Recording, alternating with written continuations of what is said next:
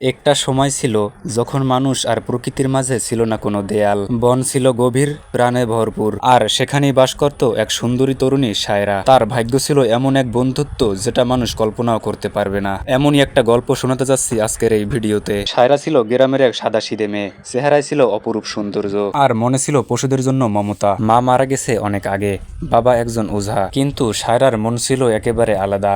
সে প্রতিদিন বনের ধারে গিয়ে পশুদের ডাকে, খাওয়ায়। তাই গ্রামের লোকেরা তাকে একটু পাগলি ভাবে। গ্রামের কিছু কিছু লোকেরা বলে এই মেয়েটা একদিন বাঘের পেটে যাবে দেখিস। একদিন বিকেলে সায়রা একা একা ফল তুলতে গেল এক বনের ভিতরে। হঠাৎই থমকে দাঁড়ায়, দেখে এক বাঘ, চোখে আগুন, মুখে গর্জন, কিন্তু কিছুই করছে না। সায়রা কাঁপা কাঁপে কণ্ঠে বলে, আপনি কি?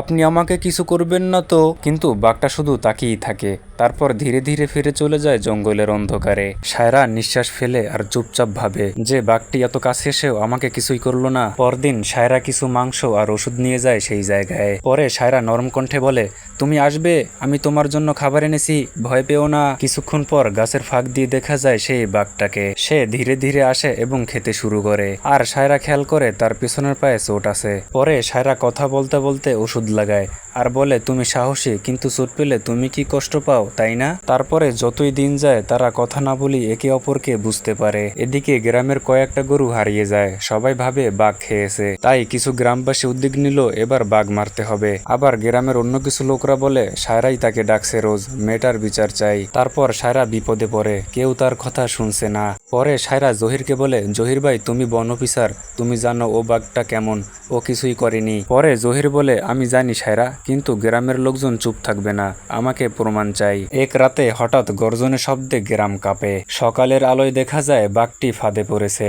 গ্রামবাসী চিৎকার করে বলে, আজ শেষ করব এ জানোয়ারটাকে, গরু খাওয়া বাঘটিকে সবাই মারো। এর মধ্যেই সায়রা ছুটে আসে, চোখে অশ্রু, সে সামনে দাঁড়িয়ে পড়ে। সায়রা চিৎকার করে বলে, না, কেউ তাকে মারবে না, ও আমার বন্ধু, সে কারো গরু খায়নি, আমি জানি। এ সময় খবর আসে গরুগুলো বনের অন্য পাশে পাওয়া গেছে, এক চোর নিয়ে গিয়েছিল। জহির চমকে ওঠে আর বলে, তার মানে বাঘটি নির্দোষ? তারপর গ্রামবাসী লজ্জিত হয়ে বলে, আমরা আসলে ভুল করেছিলাম। তারপরে বাঘটিকে মুক্ত করা হয়।